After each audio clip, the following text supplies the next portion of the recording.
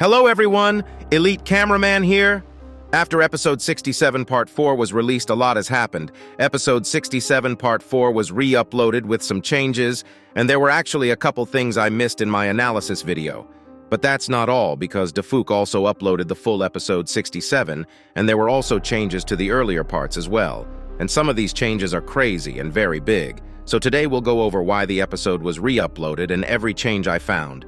But before we do that, let's try to get this video to 69,000 likes, because it looks like episode 69 is really on the horizon now that the 4-part episode is over, and unless episode 68 has multiple parts, we'll be getting it in 2 weeks. You also should subscribe to the channel if you don't want to miss any of the analysis videos. Anyways, here we go. First of all, let's go through why the part 4 of episode 67 was re-uploaded. There are a couple reasons, and the main reason is that Defook actually got copyright claimed. This is still crazy to me that it's going on, but it's actually different from the strike situation because a claim doesn't delete the video, instead it gets the revenue of the video. This is usually fine if it's justified. But this random bozo apparently took the audio from Defook's video and used some distribution service to make it seem like it's his own audio and claimed episode 67 part 4 to take half of the revenue generated from the video. And Blood wrote Bill William Clinton as his name, which is the name of a former USA president. I don't know if you guys know or not, but last year there was some kid that got on stage at the Game Awards and thanked Bill Clinton. After this, it kind of became a meme, and that may be why they chose this name, because this copyright claim is not justified at all. Also, many of you noticed that there was a blur in the video for a short while, and apparently some details in this episode were a little rushed and unfinished, because Defook probably wanted to keep the 7-day schedule. But afterwards he wanted to change the logo on the billboard at the end of the episode. It wasn't just that, because he probably was not happy with the sound design, since he decided to change some of the music as well and re-uploaded the video with the changes after being claimed. And for this reason, we somehow got 3 uploads from Defook. Now that the copyright situation is out of the way, we can get into the changes that happened in episode 67. There was one main change, and it was in episode 67 part 1.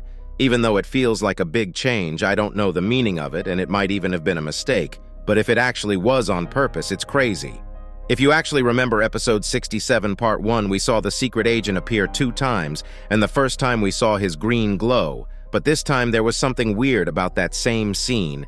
Instead of just one person in front of the green glow, there was 2 people standing there. If you look side by side, it's clear that this was changed, and I have no idea why there are 2 people there. Maybe that person wasn't the secret agent and it was actually Alliance members standing there watching the scene, and maybe the secret agent was teleporting behind them to save them, because we know that the scientist's toilet appeared right there in the same place. I don't think we'll get an answer to this, but it was an interesting change because it might be anything. Other than this, I think it's all the same for the first 3 parts. Even the Titan TV man lines all went back to how it was before the shorts. But there were a couple changes in part 4, as I said, and there were few minor details that I missed in my analysis yesterday. First of all, the main change was the logo at the end of the episode.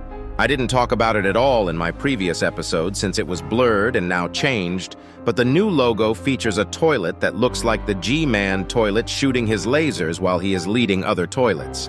This should remind us that G-Man toilet is actually the toilet with the highest rank and probably will continue to be. With what's been going on and him getting clones left and right, we might get to see G-Man toilet a lot more after the toilet bunker arc ends. But that's not all, because there is a writing on this billboard, and apparently it's SKIBIDI written in the Greek alphabet.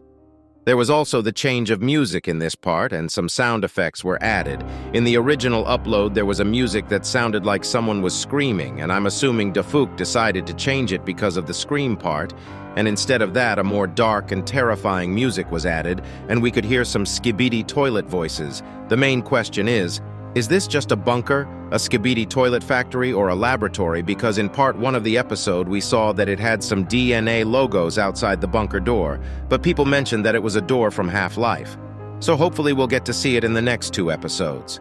This place really could be anything at this point, and maybe it's the combination of everything, because ever since episode 66, we've been seeing the weirdest toilets ever, and it's getting crazier and crazier. We are surely going to see some insane toilets inside this place with the weirdest upgrades for sure.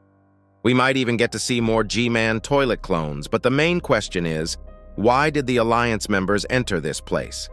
I get that they want to kill off Scientist Toilet, but they entered pretty unprepared, and they probably have no idea what's awaiting them.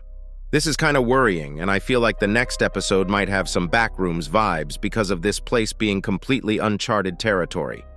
One thing that feels weird is that we instantly went into a new minor arc right after the big one ended, but we are just 2 episodes away from episode 69 and the Alliance is literally stuck inside the bunker. Hopefully even episode 69 is a serious episode, since almost every episode has been serious for a long while now. We can get some goofiness. I also missed one of the Titan TV man lines in episode 67, part 4, and it's when he was heading to the battle he said, "Let's go," in reverse right before flying into the G-Man trio, and that's why injured Titan Speakerman probably shrugged to injured Titan Cameraman. Here you go, listen to it yourself.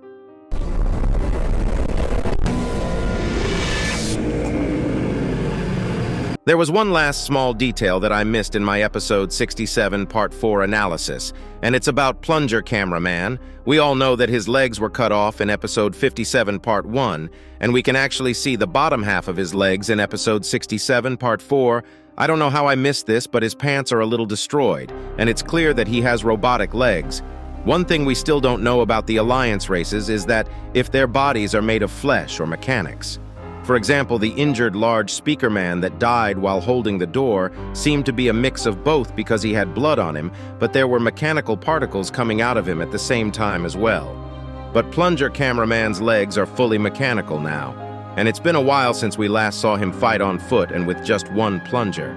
It looks like he is back to his roots, and in the next couple episodes we might get a feast of crazy fights thanks to the Dark Speaker Man and Plunger Cameraman duo. I hope we get to see them actually fight together in sync and do some combos because that would be sick. If you noticed any,